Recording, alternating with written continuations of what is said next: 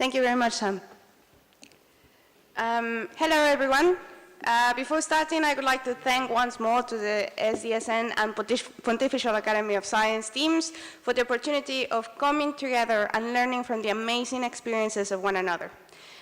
Today has been an insightful day that I'm sure will serve as a source of motivation and inspiration for a really long time. My name is Gabriela, and I am here to follow up from the projects I've had the joy of working on and were the subjects of my participations in past editions of the Symposium. I think the clicker is not working, if someone could.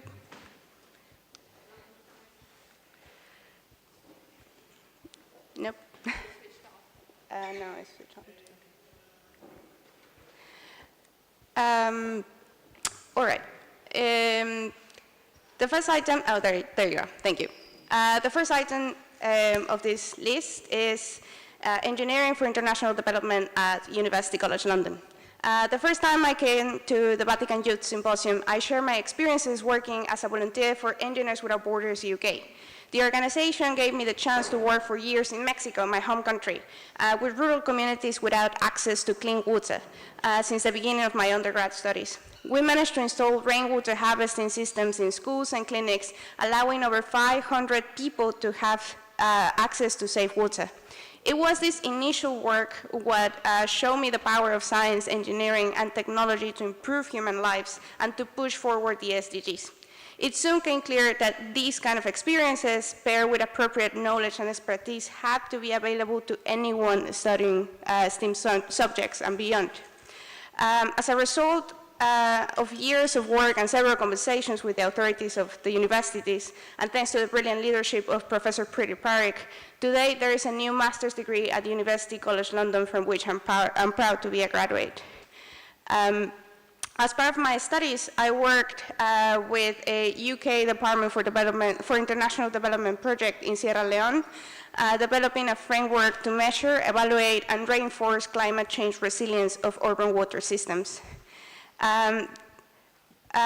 This tool is now available to help water professionals in Freetown to overcome the challenges that stop the local population from having access to water, pushing forward SDGs 6, 11, and 13. The fact that a global top university as UCL is training engineers and scientists to pursue sustainability objectives is a small but crucial step towards the SDGs. I am aware that academic education is not the only thing that we need to succeed, but it's really important not to take it for granted. And I invite all of you to consider not only how we can send our message across, but how can we continue our own education and training. Believing that we're done learning can take us away from the virtue and wisdom that we need in order to achieve our goals. The second item of my agenda is BBOX.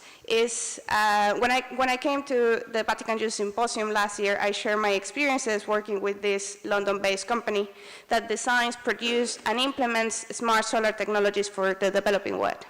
To date, we have given electricity to over 500,000 people and offset over 40,000 tons of carbon dioxide. Our mission is to electrify 2 million people by 2020 and more afterwards. BBOX is an international and multicultural team empowered by innovative software, hardware, and people with a common objective, to eradicate energy poverty. I am part of the Data Insight team, a small group of scientists, engineers, and business professionals that use data to produce knowledge to help grow the business. I am really happy to share with you today that in the past year, BBOX has had an amazing growth. We've gone from having presence mostly in Kenya and Rwanda to be a strong off-grid provider in more than 35 markets. We have partnered with tech and energy leaders such as EDF, Orange, Beam, and AIIM in order to reach those out of the grid. We have experienced the power, talking about governments, we have experienced the power of private-public partnerships by coming together with the government of Togo, who has committed to subsidize BBOX customers in order to provide energy to more than 300,000 households. We also started a crowdfunding campaign with Trine, which has collected more than $5 million so far, and is still going. It gives an opportunity to anyone to become an investor in the solar market. You can invest with as little as 25 euros, and you will get your investment back after 3 years with the certainty that it helped growing the solar energy sector. And finally, our great innovation team is working to develop the technology needed to go beyond electricity and to produce a next-generation utility platform. Our objective for the future is to become a supplier not only of smart electricity, but water security, safe cooking, and any other service a given population may need. Working with this amazing team has been a unique experience, and I'm looking forward to what is coming next. The next update that is going to be taken by my colleagues in future presentations is World Youth Day 2019 in Panama. The last year, during the discussion of the Vatican Youth Symposium, we were trying to think of ways to take the message of the SDGs and Laudato Si to the world. An idea came out, and I'm really happy to say that it's actually materializing, and I learned this when I came here this time around. World Youth Day is the biggest international event for the youth of the Catholic Church. It is a day where thousands of youth, faithful Catholics come together to experience the power of the Catholic community. It was started by John Paul II in 1985, and it happens every 2 to 3 years. Last year, after the symposium, I contacted the ambassador of Panama in the Holy See, and I urged her to make the SDGs part of the next World Youth Day agenda. And I'm really happy to say that when I met her again this year, she let me know that she used that really long and obnoxious email to make sure that there was a space in World Youth Day for the SDGs.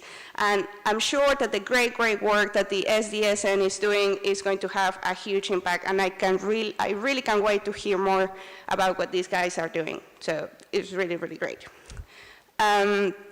I just wanted to take a minute also to share this extra thing with you.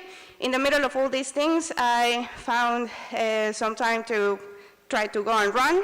I was recently offered a place in the London Marathon 2019. I will be running to support Concert Worldwide. It's an NGO that works in several places of the world trying to tackle poverty.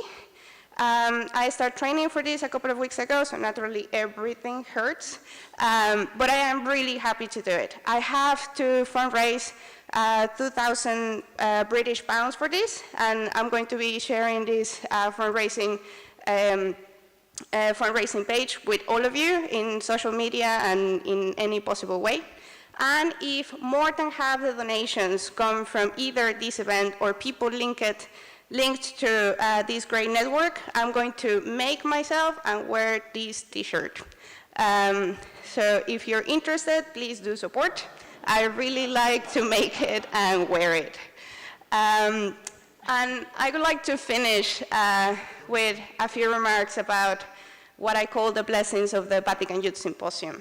The first time I came, and I was not really sure what this event was going to be about, I arrived feeling somewhat alone.